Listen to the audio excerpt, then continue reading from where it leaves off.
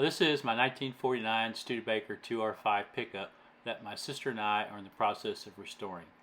And today I wanted to talk about how the bed is mounted to the frame of the pickup. I removed the fender here so that you can see inside of the tire wheel, but the bed itself has 4 support cross members that are spot welded to the bottom of the bed, and those cross members are what sit on the actual frame of the pickup.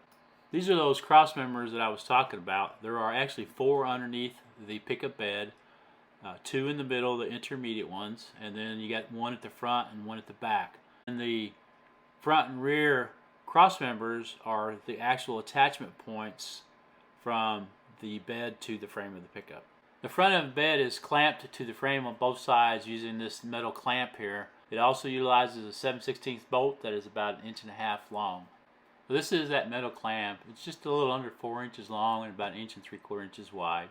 Looking at a view of it from the edge, you can see the curvature put in it that will allow you to create that clamping effect between the bed and the frame itself. I ran the front mounting bolts down through the front cross members and connected those to the metal clamps seen in this picture. The rear of the bed is mounted on each side with 7/16 bolts that go through that rear cross member and down through a mounting hole located on the frame itself. Hopefully this will help somebody out there. Thank you very much, and bye.